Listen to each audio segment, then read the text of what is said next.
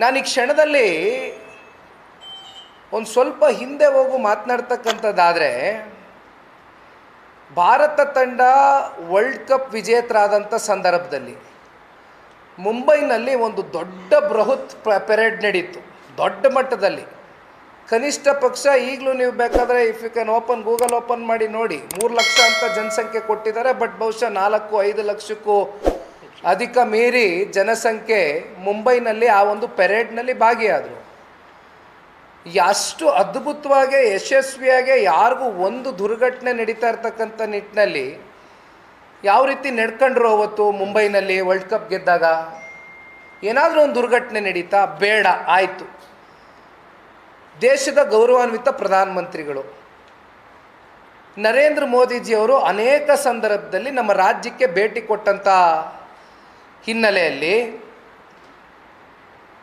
ಪೊಲೀಸ್ನ ಭದ್ರತೆ ಪಡೆ ಏನಿದೆ, ಯಾವುದೇ ಅಹಿತಕರ ಘಟನೆಗೆ ಅವಕಾಶವನ್ನು ಕೊಡ್ದಿರ ಲಕ್ಷಾಂತರ ಜನ ಮೋದಿಯವ್ರನ್ನ ನೋಡೋಕ್ಕೆ ಸೇರಿದಾಗಲೂ ಕೂಡ ಇಲ್ಲಿಯವರೆಗೂ ಒಂದು ದುರ್ಘಟನೆ ನಡೆದಿಲ್ಲ. ನಿನ್ನೆ ದಿನ ರಾಜ್ಯದ ಮುಖ್ಯಮಂತ್ರಿಗಳೊಂದು ಮಾತು ಹೇಳಿದರು, 3 ಲಕ್ಷ 4 ಲಕ್ಷ ಜನ ನಮ್ಮ ಊಹೆಗೂ ಮೀರಿ ಅಧಿಕವಾಗಿ ಜನ ಸೇರಿದರು ಅಂತ. ಬಟ್ ನನಗೇನು ನೀವು ಹೇಳ್ತಾ ಇರ್ತಕ್ಕಂಥ ನಂಬರ್ಸ್ ಏನಿದೆ, ನನಗೆ ಆ ನಂಬರ್ಸ್ ಹೆಚ್ಚಾಗಿದೆ ಅಂತಕ್ಕಂಥದ್ದು ನನಗಂತೂ ಅನ್ನಿಸ್ತಾ ಇಲ್ಲ. ಏಕೆಂದರೆ ಈ ಪಾಪ ಇಂಟೆಲಿಜೆನ್ಸ್ ರಿಪೋರ್ಟ್ ಮಾಡ್ತಕ್ಕಂಥವ್ರು ನೀವು, ಇಂಟೆಲಿಜೆನ್ಸ್ ತಯಾರು ಮಾಡ್ತಕ್ಕಂಥವ್ರು ನೀವು 3 ಲಕ್ಷ ಅಂದರೂ ನಾವು ತಲೆ ಅಳ್ಳಾಡಿಸ್ಬೇಕು, 3,000 ಅಂದರೂ ನಾವು ತಲೆ ಬಾಗಬೇಕು. ಅಂಥ ಪರಿಸ್ಥಿತಿಗೆ ನಮ್ಮನ್ನು ಒಡ್ಡಿದ್ದೀರಿ. ಇತ್ತೀಚೆಗೆ ಪಹಲ್ಗಾಮ್ನಲ್ಲಿ ಒಂದು ಇಶ್ಯೂ ಆಯಿತು. ಇಡೀ ಭಾರತ ದೇಶ ಶ್ಲೋಕಾಚರಣೆನ ನೋಡಿದ್ವಿ. ಅವತ್ತು ಮುಖ್ಯಮಂತ್ರಿಗಳೊಂದು ಮಾತು ಹೇಳಿದ್ರು, ಯಾಕೆ ಇಂಟೆಲಿಜೆನ್ಸ್ ಸತ್ತೋಗಿತ್ತಾ ಅಂತ ಮಾತು ಕೇಳಿದರು. ಇವತ್ತು ಇಂಟೆಲಿಜೆನ್ಸ್ ಏನು ಕಾಫಿ ಕುಡಿಯೋಕ್ಕೆ ಹೋಗಿತ್ತಾ, ತಿಂಡಿ ತಿನ್ನೋಕ್ಕೆ ಹೋಗಿತ್ತಾ, ಎಲ್ಲಿಗೆ ಹೋಗಿದ್ರು ಇಂಟೆಲಿಜೆನ್ಸು? ಇದಕ್ಕೆ ಉತ್ತರ ಕೊಡಬೇಕಲ್ವ. ನನಗೆ ಈ ರಾಜ್ಯದ ಗೃಹ ಸಚಿವರ ಮೇಲೆ ಅವರ ರಾಜಕೀಯದ ಅನುಭವ ಏನಿದೆ, ಅವರ ಹಿರಿತನಕ್ಕೆ ನಾನು ವೈಯಕ್ತಿಕವಾಗಿ ಗೌರವಿಸ್ತೀನಿ ಅವ್ರನ್ನ. ಆದರೆ ಗೃಹ ಸಚಿವರು ಇಲ್ಲಿಯವರೆಗೂ ನಿನ್ನೆಯಿಂದ ಒಂದು ಕೂಡ ಅವರ ಬಾಯಿಂದ ಸ್ಪಷ್ಟವಾದಂಥ ಒಂದು ಹೇಳಿಕೆ ಇಲ್ಲಿವರೆಗೂ ಕೂಡ ಬಂದಿಲ್ಲ. ಅಂದರೆ ಇದನ್ನು ನಾವು ನೋಡ್ತಕ್ಕಂಥದ್ದಾದರೆ, ಗೃಹ ಸಚಿವರ ಮೇಲೆ ಇವತ್ತು ಸವಾರಿ ಮಾಡಿ ತುಂಬ ಜನ GPA ತೊಗೊಬಿಟ್ಟಿದ್ದಾರೆ ಅಂತ ನನಗನ್ನಿಸ್ತಾ ಇದೆ, ಜನಕ್ಕೂ ಅನ್ನಿಸ್ತಾ ಇದೆ ಅಂತಕ್ಕಂಥದ್ದು ನಾನು ಅಂದ್ಕೊಂಡಿದ್ದೀನಿ. ಗೃಹ ಸಚಿವರ ಅಧಿಕಾರದ ಮೇಲೆ ಭಾಳ ಜನ ಅವ್ರ ಮೇಲೆ ನಿಂತು GPA ತಗೊಬಿಟ್ಟಿದ್ದಾರೆ. ನಮ್ಮ ನಾಡಿನ ಗೃಹ ಸಚಿವರು ವರ್ಕ್ ಫ್ರಮ್ ಹೋಮ್ ಮಾಡ್ತಾ ಇದ್ದಾರೆ ಅಂತಕ್ಕಂಥದ್ದು ನನಗೇನೋ ಅನುಮಾನ ಕಾಡ್ತಾ ಇದೆ. ವರ್ಕ್ ಫ್ರಮ್ ಹೋಮ್ ಕಾನ್ಸೆಪ್ಟಲ್ಲಿದ್ದಾರೆ ಅವರು. ಬಹುಶಃ ನಿನ್ನೆ ಆದಂಥ ಒಂದು ಪ್ರಕರಣ ಏನಿದೆ, ಇದ್ರ ಬಗ್ಗೆ ಅವ್ರಿಗೆ ಯಾವುದು ಮಾಹಿತಿ ಇದ್ದಂಗಿಲ್ಲ.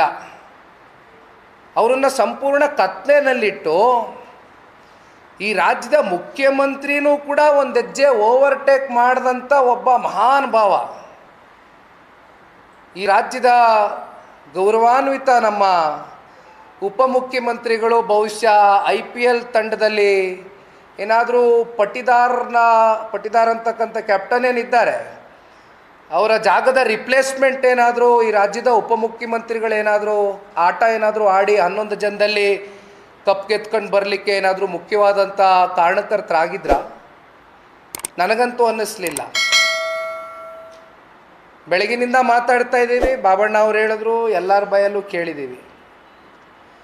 ಒಂದು ಕಡೆ 4 ಜನ 5 ಜನ ಸಾವಿನ ಪ್ರಕರಣ ಈ ರೀತಿ ಆಗಿದೆ ಅಂತಕ್ಕಂಥ ಸುದ್ದಿ ಕೇಳಿದ ಮೇಲೂ ಕೂಡ, ಇನ್ನೊಂದು ಕಡೆ ಈ ಮಹಾನ್ ಭಾವ ಕಪ್ಪನ್ನು ಕೈಯಲ್ಲಿ ಇಟ್ಕೊಂಡು ಏನು ಕಪ್ಪಿಗೆ ಮುತ್ತು ಕೊಟ್ಟಿದ್ದು, ಸೆಲ್ಫಿ ತಗೊಂಡಿದ್ದು, ರೀಲ್ಸ್ ಕಟ್ ಮಾಡಿಸಿದ್ದು, ಗೌರ್ಮೆಂಟ್ ಗಾಡಿ ಇನೋವಾ ಗಾಡೀಲಿ ಕೈಯಲ್ಲಿ ಪಕ್ಕದಲ್ಲಿ RCB ಫ್ಲ್ಯಾಗ್ ಇಟ್ಕೊಂಡು, ಓಹೋ ನಾಚಿಕೆ ಮಾನ ಮರ್ಯಾದೆ.